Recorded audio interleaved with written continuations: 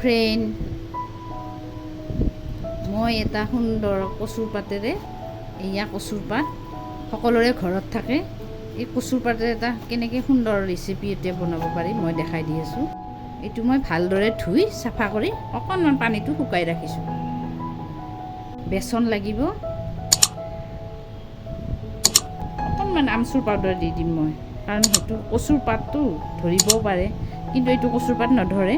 কিন্তু কিছুমান কচুৰ পাত ধৰিব পাৰে। আপুনি আমচুৰ পাউডাৰ নাথাকিলে নেমু টেঙা অকণমান চেপি দি দিব।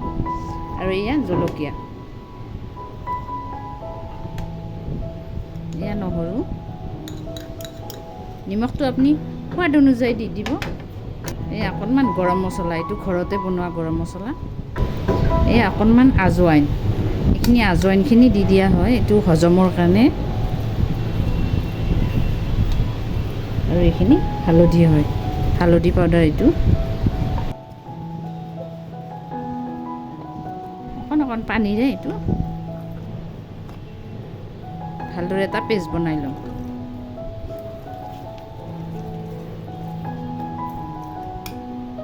অকণমান মছলা দি দিম ইয়াতে। ইয়াত ধনিয়া গুড়ি, এয়া জিৰা গুড়ি, এই ৰেড চিলি পাউডাৰ, অকণমান ইয়াতে মাষ্টাৰ অইল দি দিম।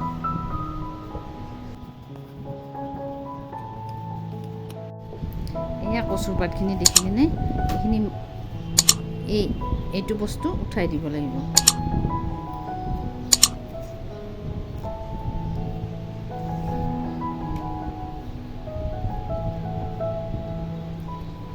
এনেকুৱা কৰি গোটেই কচুৰ পাতখিনি মই এই কচুৰ এইটো দাণ্ডিটো মই পেলাই দিম।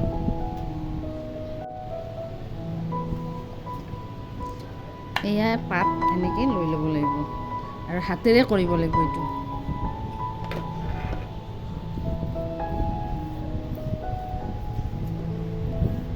এনেকৈ গোটেই পাতখিনিৰ ওপৰত বেচনৰে এটা লেয়াৰ দিব লাগিব।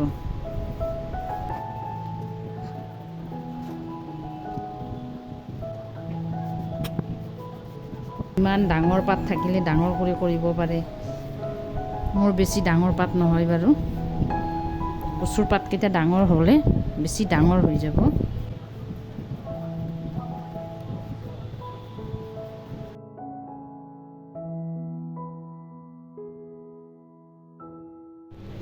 এয়া মই পাতখিনি সুন্দৰ কৰি ভালদৰে এটাৰ ওপৰত এটা দি পেলাই এইটো ৰেডি কৰি ৰাখি দিলোঁ। এতিয়া এনেকৈ কৰিব লাগিব। এইটো আপুনি ভালদৰে মেৰিয়াই ল'ব লাগিব।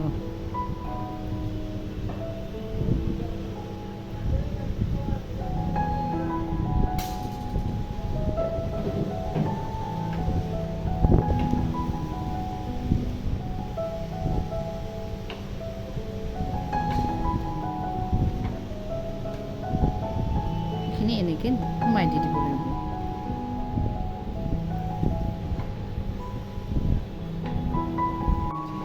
এনেকুৱা কৰি এটা কেৰাহী ল'ব, যিকোনো কেৰাহী এটা লৈ ল'ব। ইয়াতে অকণমান পানী দি দিব লাগিব।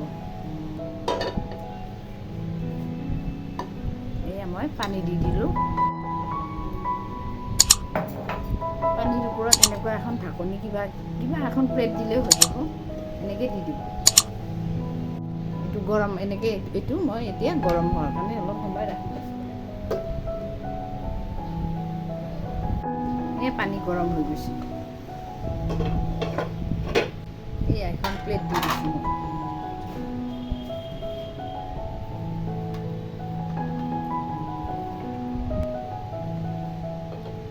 ঢাকি পেলাই এইটো ধুনীয়াকৈ, কাৰণ মোৰ এইটো দিয়া নহ'লে এইটো মানে সৰু হৈ যায় বস্তুটো, বৰ কাৰণে এইটো ৰাখি দি দিলোঁ মই। 15-20 মিনিট সময় পিছত বইল হৈ যাব এইটো। এইটো হ'ল নে নাই এনেকৈ এডাল টুথপেষ্ট এইটো এনেকৈ চেক কৰিব। এতিয়া এয়া পূৰা ক্লিন হৈ আছে, এইটো কমপ্লিট হৈ গ'ল, এইটো বইল হৈ গ'ল।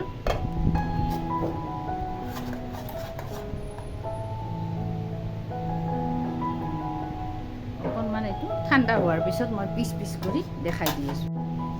এতিয়া মই কচু আৰু বেচনৰ যিটো মানে গোল বনালোঁ বইল কৰি পেলাই, সেইটো মই কেনেকৈ ফ্ৰাই কৰিম এইটো দেখাই আছোঁ। এয়া মই কৰ্ণফ্লাৱাৰ ল'লোঁ, কৰ্ণফ্লাৱাৰ আছিলে মই ইয়াতে ঢালি লৈছিলোঁ। এইটো ৰাইচ পাউডাৰ, এইটো অকণমান বেচন, আৰু এতিয়া মই ইয়াতে এয়া বেচনখিনি ঢালি দিম। এইটো কৰ্ণফ্লাৱাৰটো গোটেই বাৰু নালাগে। কৰ্ণফ্লাৱাৰটো দিলে কি হ'ব, যেতিয়া ফ্ৰাই কৰিম তেতিয়া ক্ৰাঞ্চি হ'ব। আৰু অকণমান চাউলৰ গুড়ি দি দিম।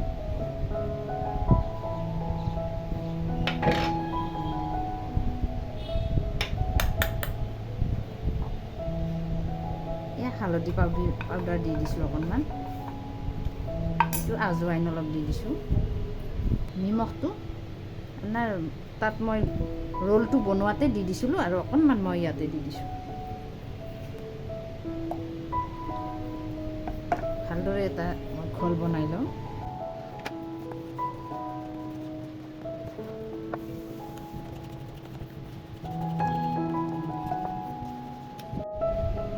ইয়াতে মই অকণমান জলকীয়াৰ গুড়ি দি দিম, জিৰা গুড়ি অকণমান, ধনিয়াৰ গুড়ি অকণমান। এয়া মই ঘোলটো বনাই ল'লোঁ, এনেকুৱা হ'ব লাগিব।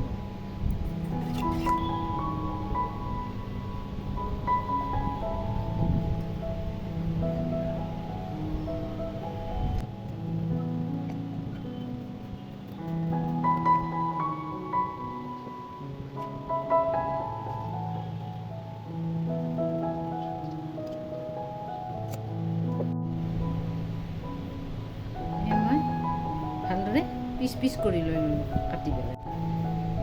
এয়া মই গেছটো অন কৰিছোঁ। আপুনি যেনেকুৱা তেল খায় সেনেকুৱা দি দিব, ৰিফাইন দি দিব, ৰিফাইনেৰো ফ্ৰাই কৰিব পাৰে, মিঠাতেলৰো ফ্ৰাই কৰিব পাৰে। এয়া যে মই বেচনৰ ঘোলটো বনাইছিলোঁ, ইয়াতে এইটোত মই ডিপ কৰি পেলাই এইটো ফ্ৰাই কৰিম।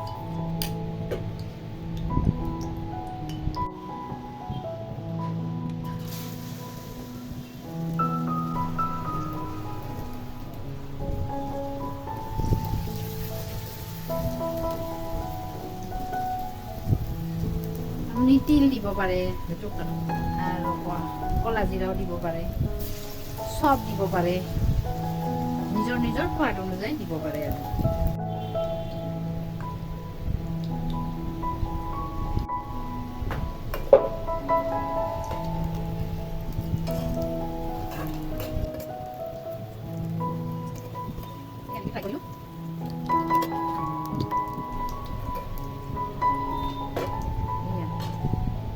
এটাকে মই গোটেইখিনি ফ্ৰাই কৰিলোঁ, আৰু মই এইখিনি কেইটামান মানে তিল দি দিছিলোঁ ইয়াতে।